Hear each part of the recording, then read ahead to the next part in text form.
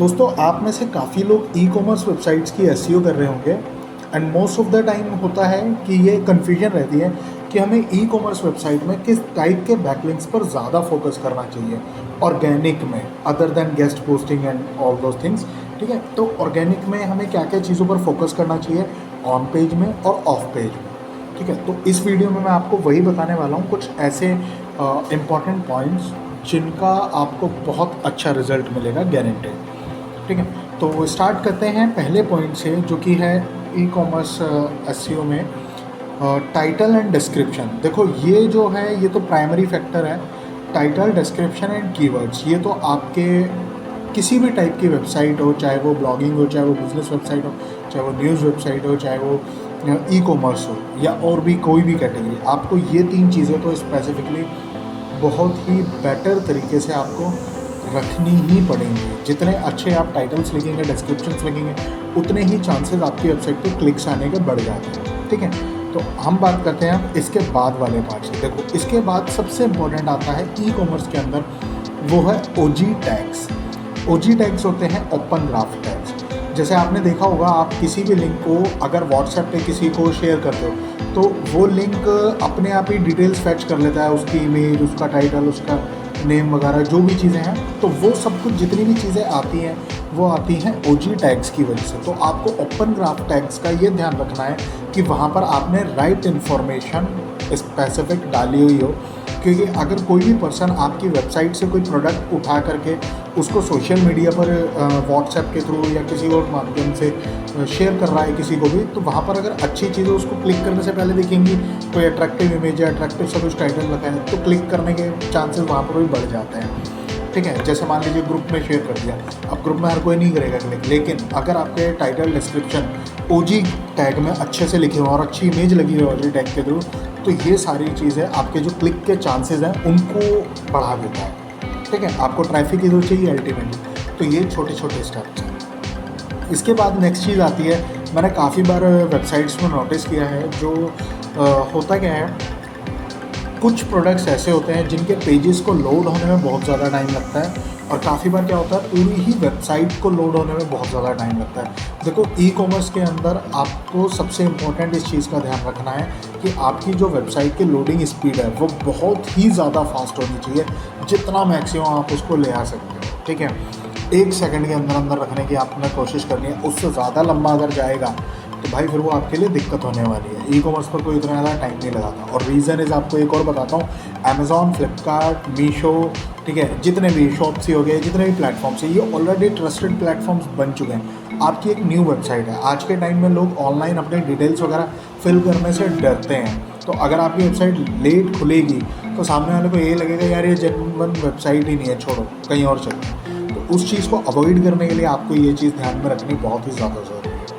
ठीक है, उसके बाद नेक्स्ट पॉइंट आता है आपका यूआई। देखो आपका यूआई यूएक्स, काफ़ी लोगों को मैंने देखा है वो ना बहुत ही ज़्यादा प्रीमियम क्वालिटी का बनाने में लग जाता है। ठीक है, अच्छा है, वेल एंड गुड है, लेकिन फोकस हमेशा ये रखो कि आपका यूआई यूएक्स जो है, जो यूज़र एक्सपीरियंस है सर, वो आपका बहुत ही ज़्यादा सिंपल होना चाहिए। ये ना हो कि एक काम के लिए एक यूज़र को 5 बार क्लिक करना पड़े, नहीं, जितने कम क्लिक्स होंगे, जितने कम स्टेप्स में आप उसका ऑर्डर क्लियर करवा सकते हो ना, आपको वहाँ फोकस करना है। ऊपर से जितनी इजीली उसको चीज़ें समझ आ रही हैं ना, उतना ज़्यादा आपको फोकस करना है। जितने अच्छे से चीज़ें समझ आएंगी, उतने ही अच्छे से यूज़र आपकी वेबसाइट के साथ इंटरेक्ट कर पाएगा, और उतना ही ज़्यादा टाइम वो आपकी वेबसाइट पर स्पेंड करेगा, और ऑर्डर आने के आपके चांसेस फिर से बढ़ जाते हैं। ठीक है, ये हो गया यूआई। यूआई के बाद आपने जो ध्यान रखना है, आपने देखा होगा, आप फ्लिपकार्ट पे जाना, कभी फ्लिपकार्ट में आप जाओगे तो सबसे नीचे फुटर में आना, फुटर में उन लोगों ने ना कैटेगरीज़ के अलग से लिंक भी डाले होते हैं। ठीक है, एक तरीके से नीचे भी एक सेपरेट मेन्यू ही बनाया हुआ है उन्होंने, कैटेगरीज़, और जो उनके टॉप परफॉर्मिंग प्रोडक्ट्स हैं या जिनके सर्चेज ज़्यादा हैं, उनको उन्होंने नीचे अलग से लिंक्स में स्पेसिफाई किया होता है। ठीक है, तो आप उस तरीके से आपको भी अपनी ई कॉमर्स वेबसाइट में वो सारी चीज़ें डालनी चाहिए। उससे क्या होता है, आपकी जो इंटरनल लिंकिंग का फैक्टर है वो और ज़्यादा स्ट्रॉन्ग हो जाता है, और गूगल आपकी वेबसाइट को प्रायोरिटी देना शुरू कर देता है।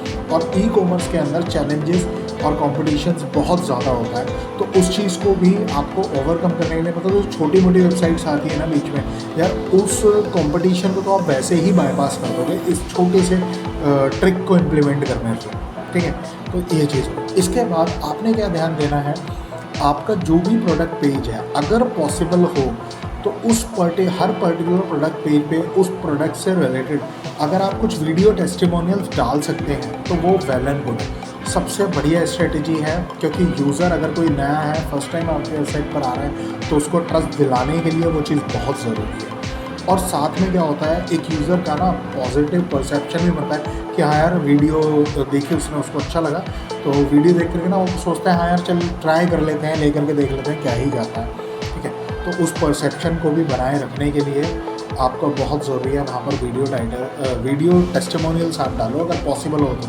ज़रूरी नहीं है हर केस में पॉसिबल हो, बट अगर पॉसिबल है तो आप डालो।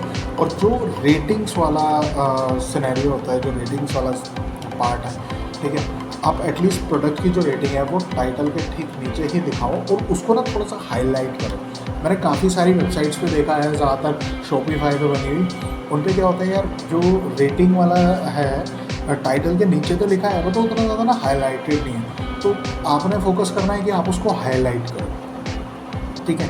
तो उससे क्या होगा, थोड़ा सा और पॉजिटिव इम्पैक्ट पड़ता है, ठीक है। उसके बाद एक और ऑप्शन मैं लास्ट आपको बताऊँगा ऑन पेज एसईओ में, वो ये है प्रेस रिलीज़। अगर आप प्रेस रिलीज़ कर रहे हैं रेगुलर बेसिस पे और आपने नीचे उनके लिंक्स डाले हुए हैं, जैसे आपने काफ़ी सारी वेबसाइट्स पर देखा होगा नीचे लिखा होता है अब वो मीडिया प्रेजेंस या फिर मीडिया कवरेज हो गया, है ना, या इस तरीके से कुछ वर्ड्स होते हैं, और वहाँ पर अलग अलग न्यूज़ चैनल्स के लोगो लगे होते हैं, जैसे आज तक का हो गया, हिंदुस्तान टाइम्स हो गया, टाइम्स ऑफ इंडिया हो गया, फोर्ब्स का भी लगा होता है काफ़ी में। तो उससे क्या है, एक ट्रस्ट फैक्टर बिल्ड होता है। तो आप क्या करें, कोशिश करें आप पीआर अपनी रेगुलर बेसिस पे करवाएं। अगर छोटा बजट है तो छोटी ही पीआर करवाने आप रेगुलर बेसिस पे हर महीने, ठीक है। छोटी छोटी पीआर बहुत सारी हो जाती है। अगर आपको पीआर करवानी है और आपको सही प्राइसेस में अच्छी चीज़ें चाहिए, ठीक है, या आपको कोई बेटर चीज़ चाहिए, तो आप पीआर के लिए मेरे से भी कॉन्टैक्ट कर सकते हैं। मेरे पास पीआर पैकेजेस होते हैं और गेस्ट पोस्टिंग के भी पैकेजेस होते हैं जो बहुत ही नॉमिनल फीस से शुरू होते हैं। जो पीआर पैकेजेस हैं वो एवरेज आप मान के चलिए मेरे पास जस्ट 1500 रुपीज़ से शुरू हो जाते हैं, ठीक है। और गेस्ट पोस्टिंग तो मेरे पास जस्ट 99 रुपीज़ से शुरू है, तो आप उसके लिए मेरे को भी कॉन्टैक्ट कर सकते हैं, ठीक है। तो इस चीज़ से आपका एक बहुत ही पॉजिटिव इम्पैक्ट पड़ता है और आपकी वेबसाइट की, आपके बिज़नेस की क्रेडिबिलिटी बढ़ती है, ठीक है। सामने वाले का ट्रस्ट फैक्टर भी बहुत अच्छे से बढ़ जाता है, ठीक है। तो ये था अपना ऑन पेज। अब बात करते हैं ऑफ पेज में कि हम किस टाइप के बैकलिंक्स पर ज़्यादा फोकस करें। देखो, ऑफ पेज में ई कॉमर्स वेबसाइट में हमेशा ध्यान रखना, क्लासीफाइड्स आपके लिए बहुत इंपॉर्टेंट है। मतलब आपको करने तो हर टाइप के बैकलिंक है, लेकिन मैं आपको वो बता रहा हूँ जिन पर आपको ज़्यादा फोकस रखना है। ज़्यादा फोकस रखने के लिए क्या है, आपको क्लासीफाइड्स करने हैं और क्लासीफाइड्स को रेगुलर बेसिस पर मेंटेन करना है। क्लासीफाइड में आपका 30 डेज़ में बैकलिंक डिलीट हो जाता है, 30 to 45 डेज़ में। तो आपको क्या ध्यान रखना है, आप हर 20 डेज़ में जाकर के उस पर अपना लिंक को न्यू लिंक ऐड कर दो, या फिर अपने उसी लिंक को आप रिन्यू कर दो, अपडेट कर दो, जिससे कि उसकी टाइमलाइन जो है वो दोबारा से रीसेट होकर के 30 डेज़ या 45 डेज़ पर चली जाए। तो उससे क्या होगा, आपका लॉस्ट डोमेन नहीं आएगा, लॉस्ट बैकलिंक में नहीं आएगा, वो वहाँ पर आपका बना रहेगा और आपकी चीज़ें लॉन्ग टर्म में चलती रहेगी, ठीक है। उसके बाद जो आपको मेन सबसे ज़्यादा प्रायोरिटी वाला फोकस देना है ना, एक और, अगर आपको चाहिए कि भाई मेरे पास बल्क ऑर्डर भी आ जाए, ठीक है, और एक एक करके भी रिक्वायरमेंट साइड से आती रहे, तो आप बिज़नेस लिस्टिंग पर फोकस करो। देखो, बिज़नेस लिस्टिंग से लोग बहुत जल्दी रीच आउट करते हैं, काफ़ी बार वहाँ से रिस्पॉन्सेज आते हैं। मैंने अपने काफ़ी क्लाइंट्स में देखा है, हमने उनकी बिज़नेस लिस्टिंग्स की और वहाँ से उनको रिस्पॉन्स आना शुरू हो गया, ठीक है। तो वेबसाइट रैंकिंग में तो आपको बैकलिंक मिल ही रहा है, क्योंकि बिजनेस लिस्टिंग्स में डी स्कोर अच्छे होता है और जो बैकलिंक्स की लेंथ और ड्यूरेशन होती है, जो टाइम पीरियड होता है, वो भी 2-3 साल का एवरेज होता है। तो आपके लिए ये चीज़ भी बहुत सही है। इसके अलावा अपने इमेज सबमिशंस पर भी ध्यान देना है, क्योंकि इंटरनेट पर जितनी ज़्यादा इमेजेस आपकी आएंगी, ठीक है, आप सोशल मीडिया पर इमेजेस डाल रहे हो, बट उसके अलावा भी अगर आप इमेज सबमिशंस पर भी जाते हो, इमेजेस डाल रहे हो आप, वहाँ से भी आपकी वेबसाइट को प्रायोरिटी मिलती है। और साथ में जो है आप बाकी के भी करते हैं। ये तो था एक वो मेथड जो आप ऑन पेज और ऑफ पेज में करके अपनी ई कॉमर्स वेबसाइट को इम्प्रूव कर सकते हो। अब ना एक लास्ट में एक बहुत अच्छी टिप है, और वो टिप ये है कि आपको अगर ई कॉमर्स वेबसाइट को थोड़ा सा और बूस्ट करना है, थोड़ा सा और ट्रस्ट फैक्टर लाना है और थोड़ा सा क्लाइंट कस्टमर एंगेजमेंट बढ़ानी है, तो आप क्या कर सकते हैं, जिस भी क्लाइंट ने आपका प्रोडक्ट ऑर्डर किया है आपकी वेबसाइट से, आप उसको 15 डेज़ वीकली, एक वीक में है ना, प्रोडक्ट रिसीव होने के मतलब 7 डेज़ में या फिर 15 डेज़ में आप उनको कॉन्टैक्ट करो, कॉल करो, अपनी टेली कॉलिंग की टीम बिठाओ। नहीं तो आप ये काम आउटसोर्स कर सकते हो, ठीक है, ये छोटा छोटा टेली कॉलिंग का काम। उस टीम का काम बस इतना होगा, वो कस्टमर से ना फीडबैक ले कि सर आपने हमारा प्रोडक्ट, ये प्रोडक्ट इस दिन को ऑर्डर किया था, तो आपको आपका कैसा फीडबैक है इस प्रोडक्ट को लेकर के, आप क्या सजेशंस देना चाहोगे, क्या चीज़ इंप्रूव होनी चाहिए, आपको हमारी वेबसाइट में ऑर्डर प्लेस करने में कोई इशू तो नहीं आया, ठीक है, या जो आपको प्रोडक्ट रिसीव हुआ उसमें तो कोई इशू नहीं। तो इस तरीके से क्या होगा ना यार, क्लाइंट आपके साथ मतलब बहुत ही ज़्यादा ट्रस्ट फैक्टर फील होगा उसको कि यार कंपनी कितनी अच्छी है, मतलब हर चीज़ का वो ध्यान रख रहे हैं, मेरे को भी इन्वॉल्व कर रहे हैं, वो मेरे से फीडबैक पूछ रहे हैं और मेरे से आइडियाज़ भी लिए जा रहे हैं। तो वो अपने आप ना खुद से ही ब्रांड के साथ टच में रहेगा और रेगुलर बेसिस पर वेबसाइट पे ब्राउज कुछ ना कुछ वो करता ही रहेगा। और हो सकता है वो 4 लोगों को आगे रेफ़र भी करे डेफिनेटली कि यार मैंने तो इनका प्रोडक्ट लिया, इतनी अच्छी कंपनी, और फ़ोन आया और उन्होंने पूछा आपको कोई दिक्कत तो नहीं है, मैंने उनको सेशंस भी दिए। तो यहाँ से क्या है, आपकी एक बहुत अच्छी मार्केट वैल्यू क्रिएट हो सकती है और आपके लॉयल कस्टमर्स भी यहाँ से ही बन सकते हैं, ठीक है। तो ये सबसे बेस्ट ऑप्शन था। बाकी नेक्स्ट वीडियो में मैं और भी अच्छे अच्छे पॉइंट्स बताऊँगा और भी बहुत सारी ई कॉमर्स वेबसाइट्स के लिए बिज़नेस या आप कह सकते हैं सेल्स इम्प्रूवमेंट स्ट्रेटजीज़ मैं आप लोगों को शेयर करूँगा। और अगर आपने चैनल को सब्सक्राइब नहीं किया तो डेफिनेटली सेम लाइन जो सभी यूट्यूबर्स कहते हैं कि आप चैनल को सब्सक्राइब करो, वीडियो को लाइक करो, डेफिनेटली कमेंट करो, और अगर आपको कोई स्पेसिफिक वीडियो चाहिए तो उसके लिए भी कमेंट कर दो, मैं उसके लिए भी वीडियो क्रिएट करके पोस्ट कर दूँगा। Thank you, bye bye, take care.